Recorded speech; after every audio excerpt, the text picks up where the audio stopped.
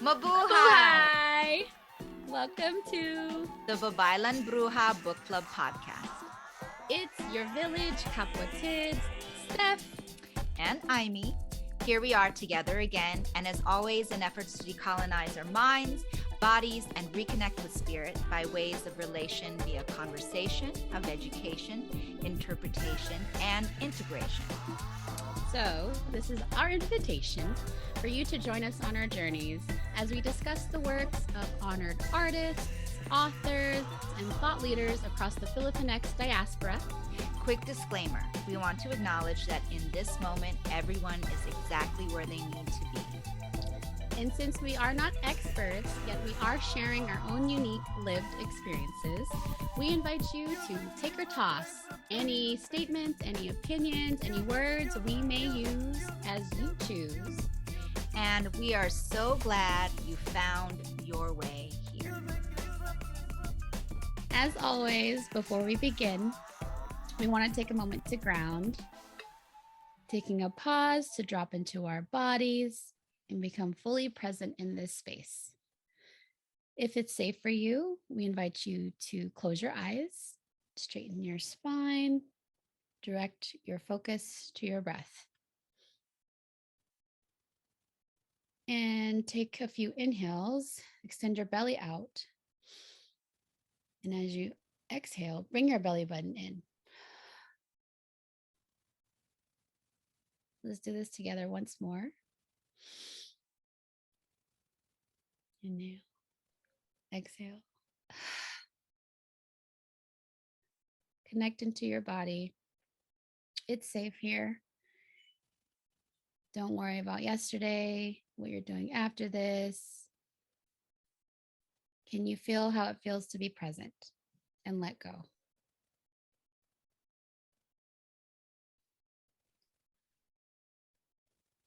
As we begin our conversation, we'd like to thank God, Batala Creator, for another beautiful gathering. In gratitude, we acknowledge your and our benevolent ancestors. Invite all those forces to support this conversation today. Thanking the ancestors of the lands Amy and I reside on, knowing that we cannot do our own remembrance work without remembering them. For me, that's the Yokut Bay Miwok people in the Inland Bay Area of California. And for Amy, those are the mound builders that are the Hopewell and Adena people in Ohio. With gratitude, we acknowledge your presence, Kapwatid, your energy, your light, no matter wherever and whenever you're tuning in.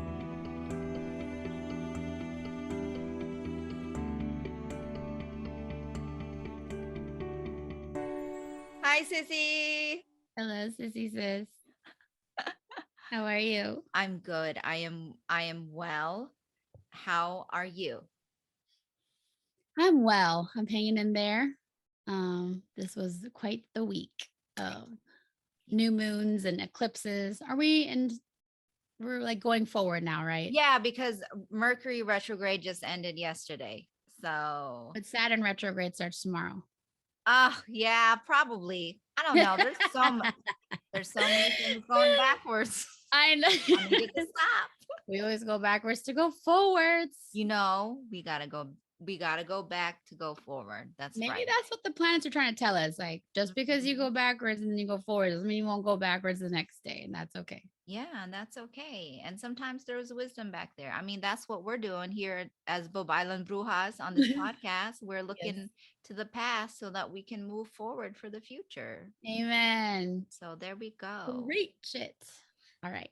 Okay. So, well, as always, we're going to do decolonizing heart check and then brown girl cliff notes and then get into the chapter. So we want to do, sure, I can go first today. All right. Decolonizing brown girl. Heart check. 1 minute. 90 seconds. 30 seconds. Yeah. Yeah. 1 minute, 30 seconds. Per apple. Okay. 3, 2.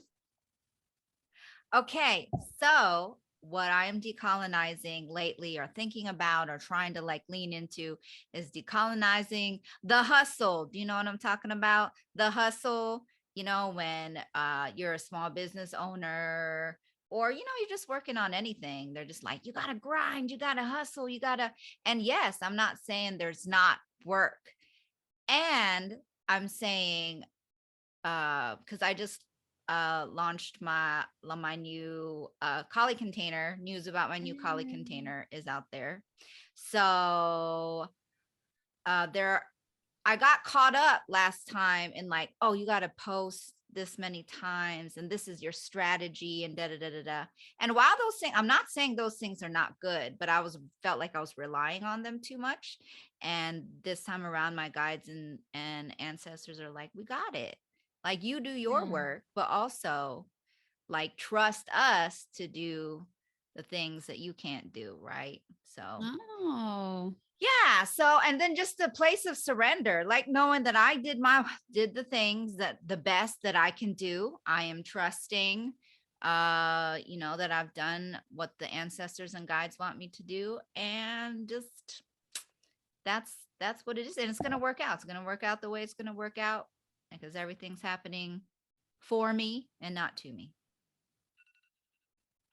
Wow.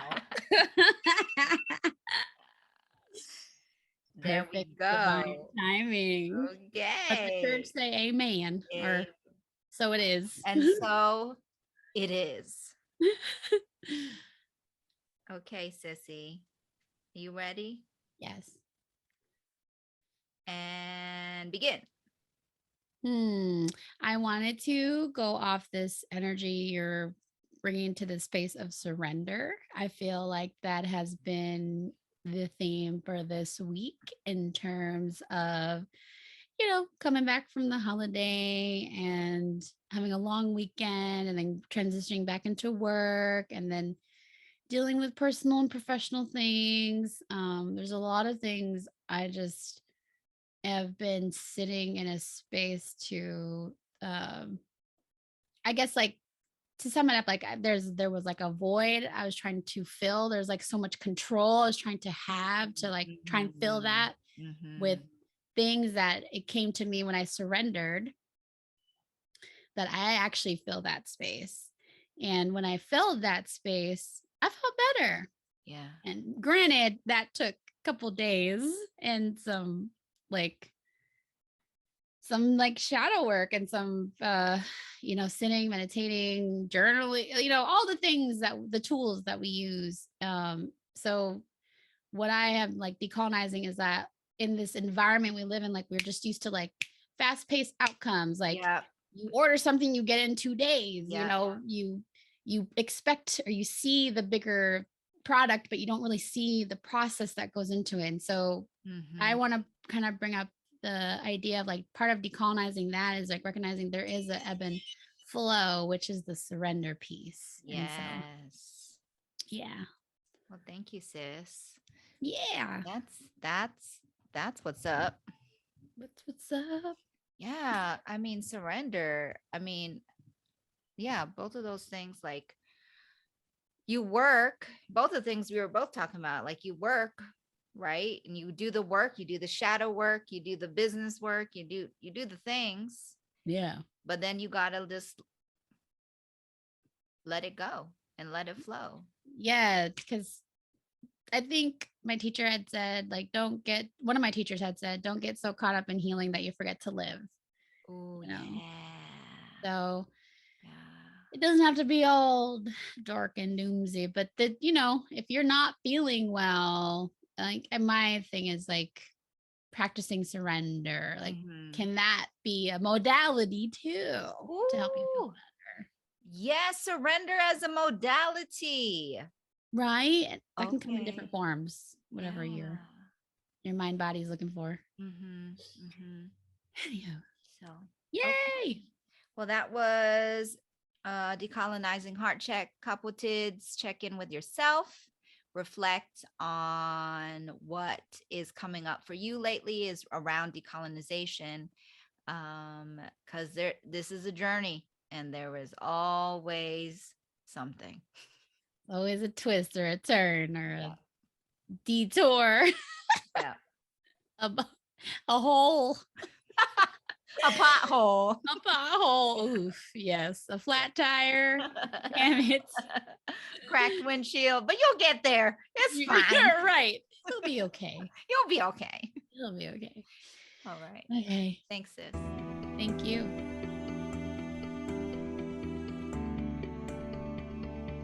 Okay, let's get into it. Brown Girl Cliff Notes. This is chapter 12. We only have one chapter left. That's crazy. I know. So this is chapter 12. It's called The East-West Quest, Intergenerational Myth Weaving and Cultural Identity, written by Ethelyn Anguluan Koger.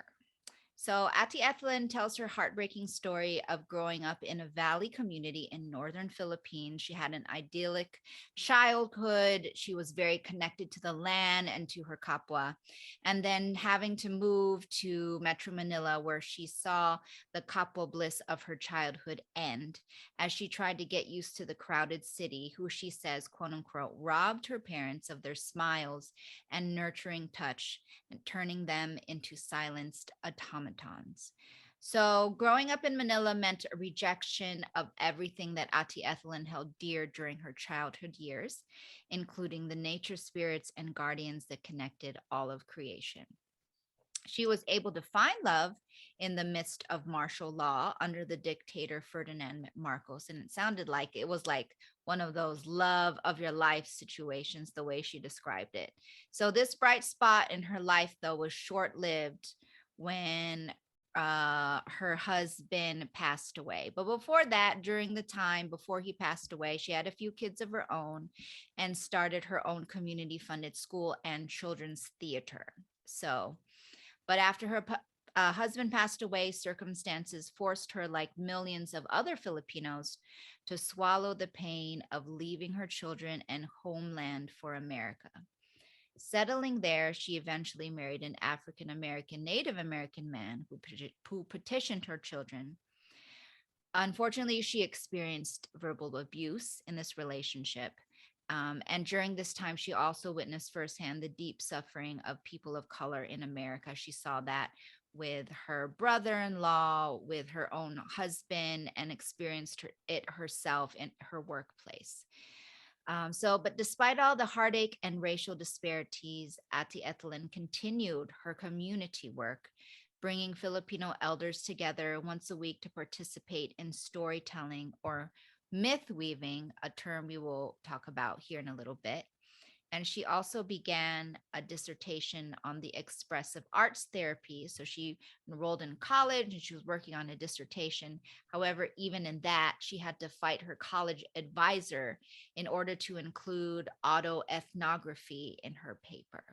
So I actually was really moved by her story. There was a lot of like contrast, it seemed like, with her childhood, right? Like growing up really connected to land and to people, and then like gradually, like she moved to Manila, and then there was martial law, and she was actually very much an activist. She was like marching in the streets, etc. The community children's theater group that she led was all about was also an extension of her activist work. But then like she moved here, and I know that was a big heartbreak for her too. Because she says in the book something like, she quotes something like, I'm not going to get it exactly word for word, but she says something like she did what she said she would never do, which was to like be in cooperation with the colonizer. But unfortunately, she had to do what she had to do, right? So but yeah, that is her story in a nutshell. And it sounds like she wrote this as right before she finished her dissertation. So yeah. Also, when Imelda, it was around that timeline. I too was moved by the chapter. It was very eloquently written, very clever, very like poetic and succinct at the same time. And I liked, she gave a lens of someone who lived in the Philippines and like described things that we go through here in America. And then she actually came to America and then went through the things she did. So like it's very, her life's work is I'm just appreciative that she shared her lens, because when she was talking about when she was going to the school in Manila, her, I don't know if she did protest, I guess, right? But the way she described people who were brave enough to be on the front lines, and then they would, still bodies and blood being spilled, and we'd be the ones to bury them because we were not as brave as they were. And I just thought of how that's happening in America, and I just thought of how that happens just in human society, Yeah. But to hear like a Filipina actually living in the Philippines, like, and describing the behaviors that we witness here in America, against the system. And it brought up also sadness about how the Philippines is just so influenced by outside sources instead of like our own innate guidance. Yeah. So, but yeah, I really appreciate it. She's a great writer. I kind of wanted to look up her paper and see. Yeah. I found Ate. I found you on LinkedIn, but I don't know if you use LinkedIn. But yeah, it was a great chapter. I think we'll dive into some good pieces. I wanted to allow any folks who are just listening in and maybe may or may not get the book. Like, there's some important pieces I will go over here. Yes, definitely. And again, this is why we're reading it. So you should read the book. You should get into it. However, I know sometimes with life and everything, you might not get to it. So we're here to aid in that discussion before and after and during your journey and your reading. So yes. Well, okay. That ends Brown Girl Cliff Notes.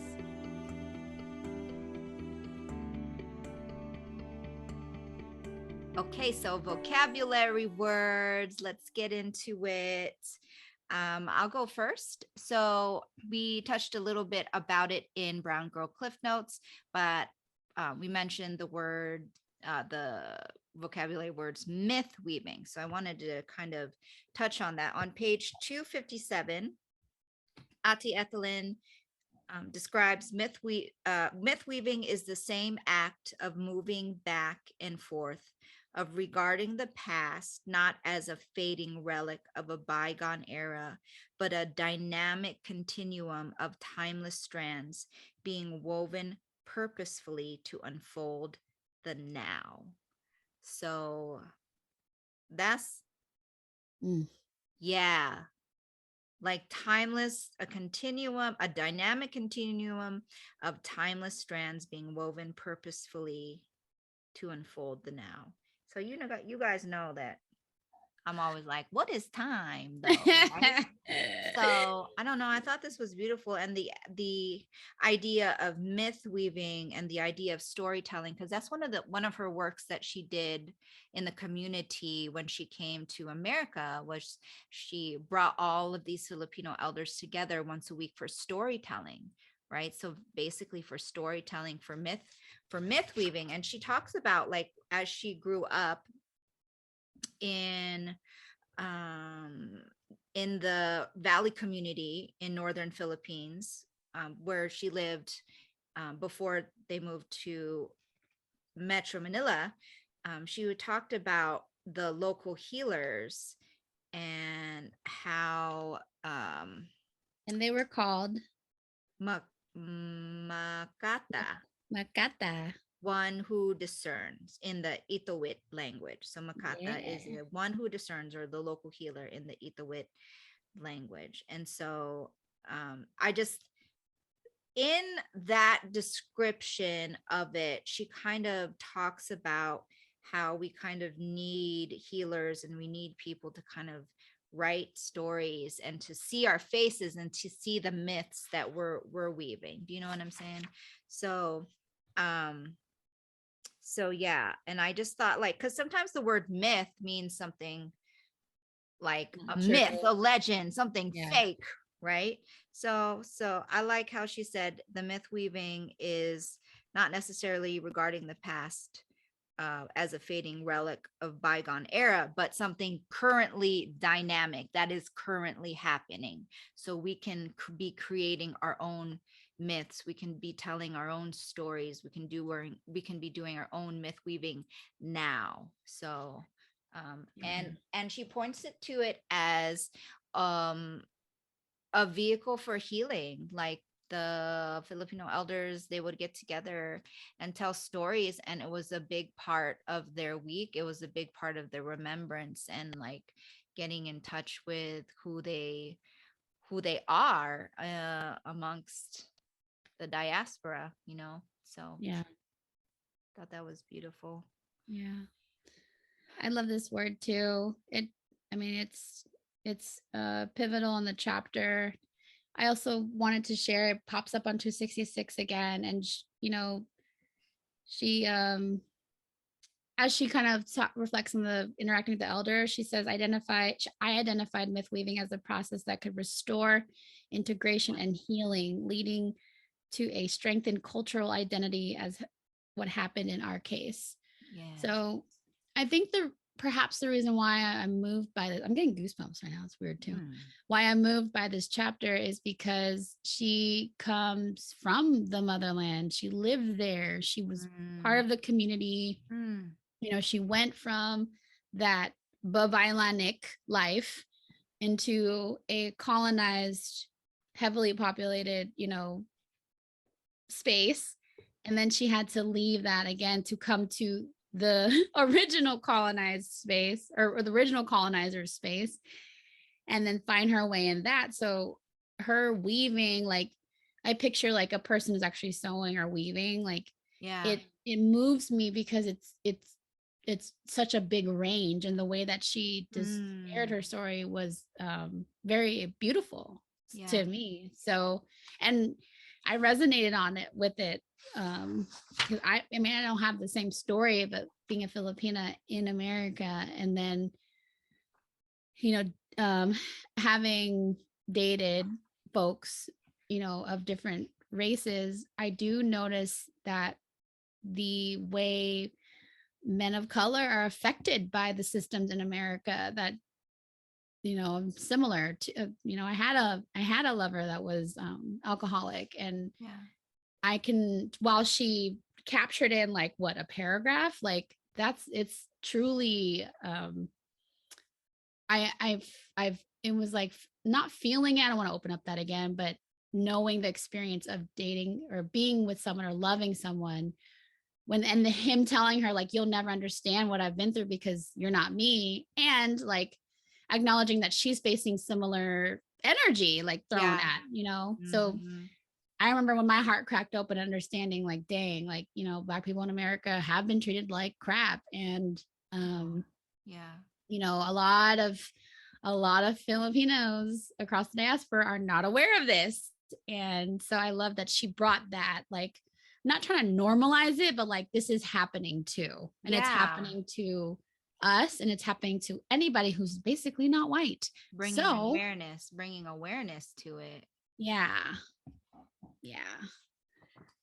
So, myth weaving, I just loved how she brought that as like, I think as we continue to create the conversation, the space to stir the pot and make it more apparent, I think that my hope is that it will capture people to be like, what is that about? And to see that we're not as different as we think we are, and to inform those who think we are very different that we're not,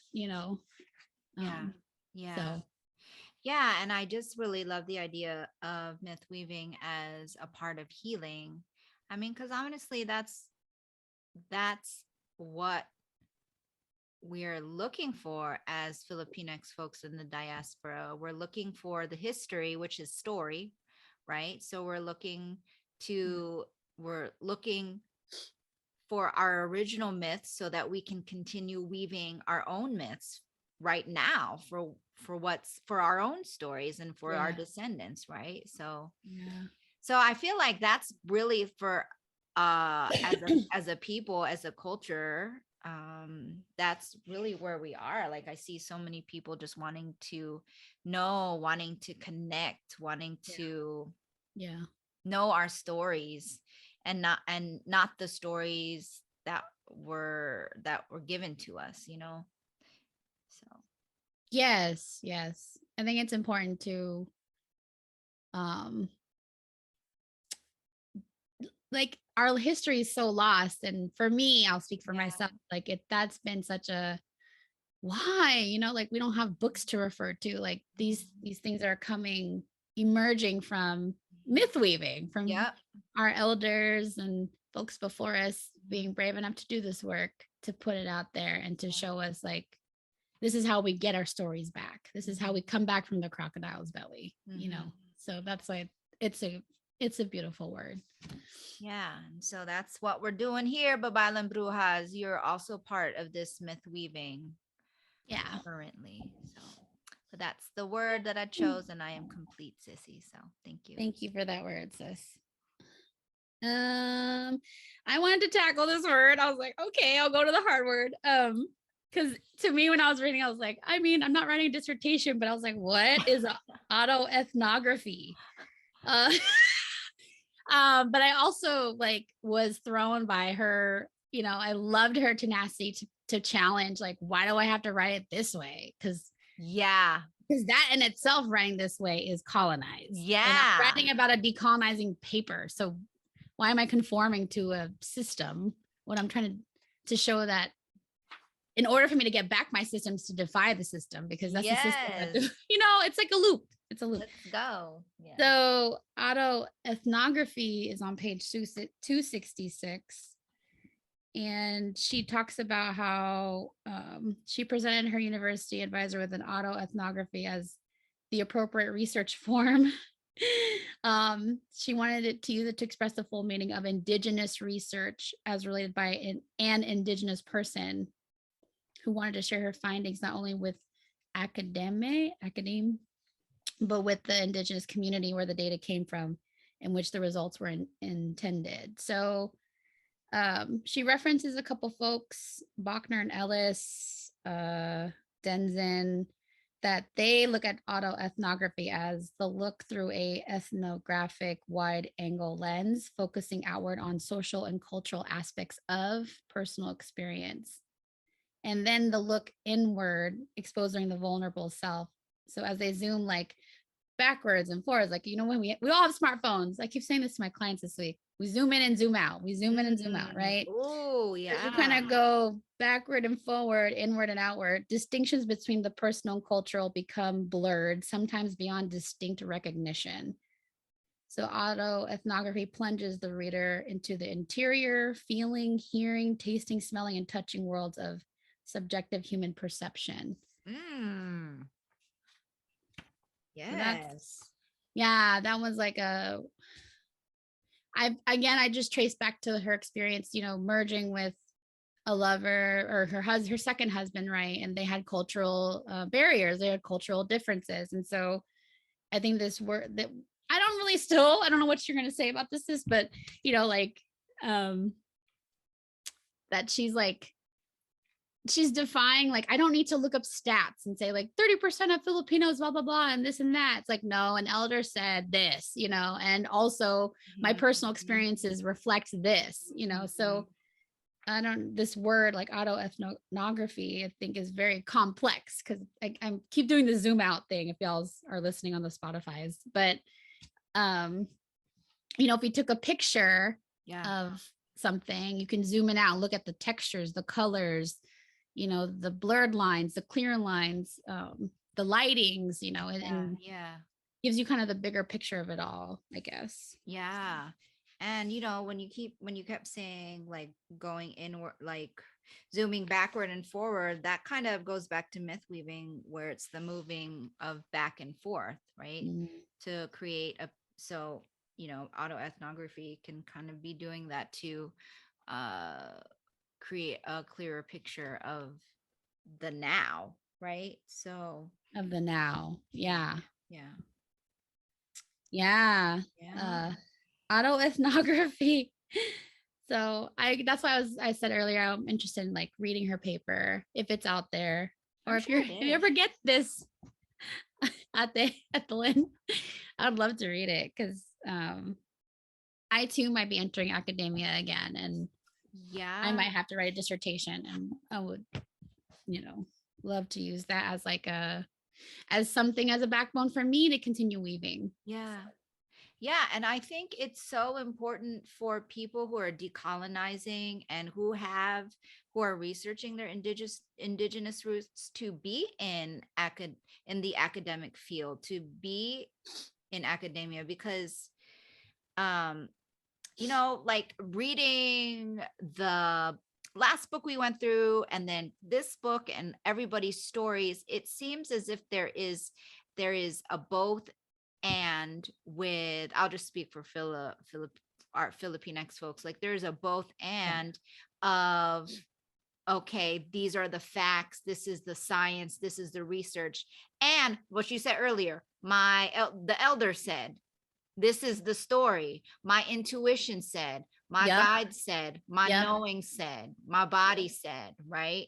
So it's like a myth weaving, a going of back and forth that gives like a fuller picture, honestly, right, of what's happening. So yeah.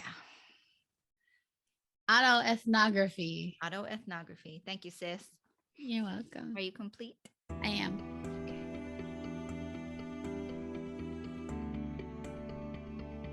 Okay, so here we're back, and let's do quotes. Do you want to go first, Sissy?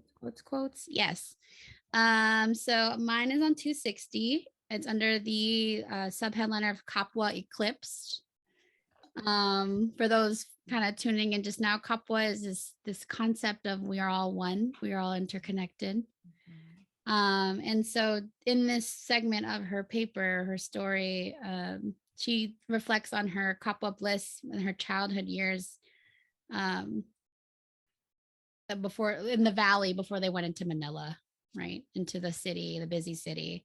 So she talks on, I wanted to just share this with y'all that are listening, even if you don't read the book. Like, I felt like this was really important to highlight. So she says, growing up in Manila meant a rejection of everything that I held dear during my early childhood years. Remember, she was in the valley. The nature spirits and guardians and the sacred web that connected all creation totally disappeared. In their stead rose white-skinned heroines like Snow White, Cinderella, and the gods and goddesses from Hollywood. Folklore became fake lore, while Western literature was deemed as the truth. Everywhere one turned, in movies, on television, books, billiards, all media, these white super beings dazzled the brown populace with smiles of flawless beauty. In public and Catholic schools where I attended, English speaking was imposed. To be caught talking in one's local language meant paying an enforced fine and earning the ire of teachers who threatened airing students with lowered grades. I was constantly taunted and shunned as, quote, neggy, the black other, because of my darker skin. My fair complexioned classmates were glorified as pretty mestizas, sought after by male suitors and friends. Gripped by a sense of alienation in my own homeland, I became a lost soul, trudging the streets of Manila as I went from elementary school to high school, grappling with an identity that was painfully split from the stories of my elders and the healing of the Makata. Oh, yeah. That one made me hold my heart a little bit. I know. And it's so sad. Like, this is actually a picture of colonization within Inang Bayan, within the motherland. Like, she's there. Yeah, she's there. Like, the white colonizer infiltrated our capital, y'all. Like, that's a problem. You know what I mean? Like, so that's partially why I felt called to bring this conversation, because it also ties to this global problem of colorism. How, don't get too dark, and like, shaming, like, and that's what Black people been going through. You know what I'm saying? So I think that it's a call to action of like those tuning in. You may or may not want to hear this. Like, are you are you shaming your families that are darker skin toned? Do you think that you're more superior because you have a whiter skin? Like, does your aunties or grandmas or uncles think they're better? I have felt and witnessed Because they're that. lighter. Yeah. Yeah, and so, and I'm like medium brown. I'm like Indian red brown, whatever. So, that kind of like it touched me in a way that I wanted to share. Like, this is a problem, and if we're in America and we're as a Filipino American, we're witnessing firsthand how the racial disparities against Black people is not right. So are we also bringing that understanding into our communities? Yeah. That's what I want to ask. Yeah, and that's definitely that's definitely part of the shadow work for Filipinx people. Like, we have to understand where the colonizer lives inside of us. We have to understand where our biases and prejudice may lie, even with our own people. I remember when I was younger, I asked my mom, like, why don't Filipinos want to be dark? And she's Filipino too, and she was saying how because if you're dark, you look like you worked in the rice field instead of staying in the house. And that's similar to what slave owners would say. Like, I'm not trying to be inappropriate at all, and I say this respectfully, anybody listening who is Black, but like, that's what they said. Like, the lighter skinned ones were in the house with their master versus the ones out there slaving, and that's messed up. And that's wow. That's like, okay, so what's the problem? We shouldn't be fighting each other. We should be looking at who's like puppeteering us. You know what I mean? Exactly. Like, we should be celebrating that we have different bodies and different shades and all this stuff. So again, it's like that global problem of like, because you're white, you're pure and you're powerful. Like, fuck that. We need to shift that psychosis. That's not a white supremacy. My invitation is to invite folks to stop saying that white people are supreme. Yeah. That's a white psychotic, like, perpetuation of that term. It's a delusion. It is a delusion. Absolute. Thank you, Sid. It's a delusion, a distortion, and we need to call it out. Yeah. And, honor it, forgive it, whatever you got to do, and just keep it pushing. Like, everybody's beautiful. And, that's why Beyonce out here making songs about brown skinned girls. Come on now. Yeah. And honestly, that goes on the same line of don't comment on people's body. Why you gotta comment? Like, don't just say you're beautiful, or if you have nothing to say, don't say it. Like, whenever. Oh wait, what were you gonna say? No. So real quick, I was gonna say, like, so I'm also medium brown. I don't know. I'm like the golden brown of an lumpia that you don't leave it too long. You can burn lumpia though, and you can also undercook it and be very light. So, but when it's summertime, I can get dark like quickly, and so can my son. So anyway, but like, people are always like, wow, Cademan is so dark. Like, your son is so dark. And even like amongst our family, I'm like, yeah, like, he's Filipino. He's like 75% Filipino. What do you want from him? Like, why are we what is with this commentary? I am also brown. So, and then they're always like, oh, you're so dark, when it's like the late summer and I've been out in the sun a lot. Like, you're so dark. Like, are you jealous? Right. It's that Aquarian in you. Like, and brown is beautiful. What? Thank you for noticing. Yeah. Thank you. Like, yeah. But I don't like the comments. Like, I'm like, don't comment on my son's skin, please. Like, let's say something about him. Like, he's sweet. He's lovely. Like, he's cute. Like, and it's smooth. His skin is so smooth, by the way. Like, that's because he uses Mayari Moon body butter. Shameless plug, by the way.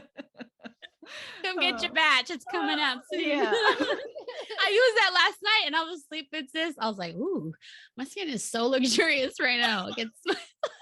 Yeah, my kids have been using that since they were babies. So, yeah, but anyway, Anyway, that's my story. Do you remember what you were gonna say, or did I forget? I was just gonna quickly reference like one of our chats. We had like it's going viral, but like this girl was like, "Why are aunties so rude? Like you go to a Filipino party and they just be like, oh, you're fat like a hippopotamus,' or like just not even like how you doing, how's school, like oh my gosh, you're so beautiful, blah blah blah. You know, it's always like some type of criticism. And while it's like being laughed at like culturally, like I'm just like, let's not be known for that, y'all. Come on. Like we can be nicer to each other. Like maybe if our titas won't, like we're the next possibility to switch that. We're the titas now. We are. We're the titas now. Yeah. But like seriously, I'm like, let's switch it up. Let's weave something different. Absolutely. I mean, it's fun to make jokes and stuff, but at the end of the day, like let's not continuously put down impressionable minds about like skin tone. It's fun to make fun because it's fun. We're fun people. Like it's fun to make. We're hilarious. It's fun to make jokes, etc. But then at the end of the day, you got to be like, okay, so that's a funny joke, but and how do we make it different so that the next generation doesn't have to make the same joke? Yeah. You know, I want the next generation to be like, oh, how come the titas are always doing sacred smoke and like with the crystals and talking about guava leaves. Right. That's what I want the next generation. What herb should I use for this tita? Or like something. Oh, like, oh, you look like you need some tea right now. Your aura looks like it needs to be cleansed. Yeah. Let me get some guava leaf and burn for you. Yeah, exactly. I'm telling you, like, you look like shit or something. Yeah. Oh, and then go eat. And I'm gonna get pissed if you don't eat. Oh, the eating thing. Yeah, we could go on a whole tangent about I know. But anyway, but colorism, check your bias. Check your explicit bias. Yeah. Oh. Are you complete? I am complete. Okay, so my quote that I chose, which on page 267. And 267, like the second paragraph, it was after she went to her advisor wanting to add autoethnography into her dissertation, and her advisor was like, nah, and she got really sick. Like she got really, like it was really stressful for her. So then she writes, I realized that the battle for decolonization, as inspired by Lenny Strobel's seminal work, appeared like a losing one. Here I was, terrorized once more by the white oppressor, just like my ancestors and the healers or Babaylans they tried to annihilate centuries ago. And then at that moment, it suddenly dawned on me what was happening was a waking dream in slow motion. I was part of the historical strand. I was the native denied fulfillment, her story of oppression stretching throughout our people's colonized past, spiraling into the present. My physical body was reacting with the violence it remembered, the head splitting, the heart dismembering, the soul identity fragmenting. I needed to go through the experience so I may know the truth of colonial oppression that was still ongoing. I could choose to either wither and die from the challenge or use it as a path for defining the life ahead. So this one was really, this part of her story like really struck me, just because, you know, for any of us who are doing healing work, decolonization work, even just like personal healing work, and then on top of that, adding cultural trauma on top of that, like it can be a lot at times. And it manifested in her body. Like she had headaches and she wasn't feeling well, etc. And so, and just the fact that this is still going on, This is still going, that was her point. Like, this is still going on. And I would say now this is still going on. So for any of you right now that are healing from personal or colonial trauma and feel it in your body, know that that is valid. That is very, very valid. You're not alone. Look at us. Right? Look at our faces. You see, are you listening? It's okay. It's valid. It's not okay, but it's happening. Yeah. And you're not crazy. That's the thing. Yeah. We're trying to, unnormalize it to unnormalize it. Well, normalize it because we need to heal from it. There's not a lot of therapists out there who understand colonization or indeed the decolonization process, and the fact that colonization in itself is trauma for your emotional, spiritual, and physical trauma that lives inside of us, It's literally like a doorway to all the shit that our ancestors took. Like, here, open the door of what decolonization or colonization looked like. Open the door and they'll be like pillaging and raping and like relocating and dismembering and like, a bunch of, and then forgottenness and and that's not like something that it just happened. It happened slowly. It was a slow burn. And now we're like reclaiming our time. Her name that she said that, but it was definitely a shout out to her. So I'm gonna look it up because I need to give up her credits. Look it up. I know, sis, I'm so sorry. You can cut this out or keep it. Okay. Did you hear my phone go off? Someone was calling me.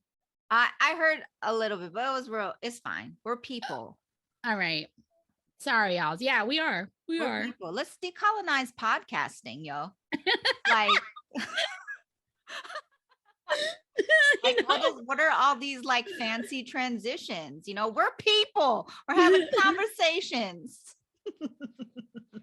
Maxine Waters. Okay, let's go. Reclaiming my time. Yeah, that's what I feel like a lot of people of color are reclaiming. Like, this shit has been ripped and torn and erased for us. And that's traumatic. And so I just want to share that, white allies, where you at? And we just, white presenting folks, just advocating those spaces when those abrupt conversations of ignorance come up. Like, that's how we can, I think, find healing. We need allyship too. We need allyship, and we need to understand that what we're going through is trauma and that it's valid, right? And that there's a cultural waking up that is happening, but we're waking up and going, oh my God, we're like, I know. And some people are like, I don't want to deal with that. I didn't sign up for that. And that's okay. Hard. And that's okay. Yeah, that's part of their journey. That's they can choose that. Yes.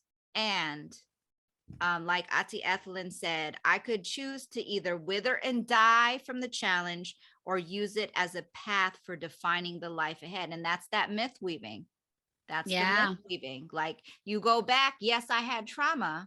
You go forward, but what are you going to do with it? Once you like heal from it and stuff. And I also want to say on the colonial trauma thing, like, a lot of the colonial trauma can be why we have personal trauma in our lives, meaning, like, trigger warning, SA right quick. But like, if we have history of like sexual abuse and like towards our people, not just even in your family line, but just towards our people, that can live in our DNA and make us more susceptible to being taken advantage of and to have those personal traumas, right? And so it's hard. I know it's hard to heal. You got your personal trauma and then you're like, oh, okay, I'm good here. And then you're like, holy shit, what? There's colonial trauma too that I got to heal from. But this is the work that we get to do. And you're not alone.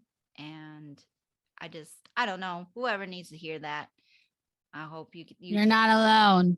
can take encouragement from that. Like, just keep going. So, and we're here too. Reach out. You know how to contact us.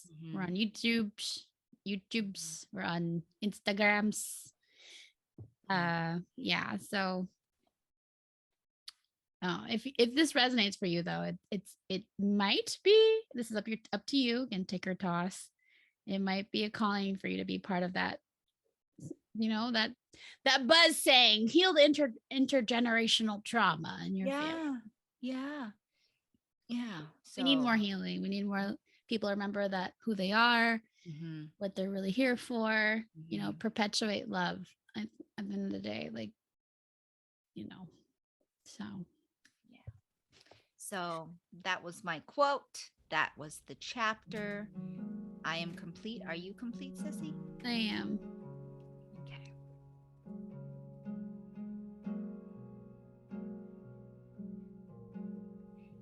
So, as we end our conversation and close out this container with gratitude, once again, we recognize and honor all the ancestors and all the ancestors of the lands that we are on. We also recognize and honor you, dear Kapwatid, for joining our conversation today. And as always, Stephanie and I leave you with a blessing. As you continue the battle for decolonization, may you use the challenge as a path for defining the life ahead of you. May you continue to heal from soul identity fragmentation, and with your myth weaving, may you arrive in a land lit by clarity and purpose. May the remembrance of Kapwa anchor you into your heart, and until we meet again, may you know that all is well and will be well, and that no matter what happens, you are loved.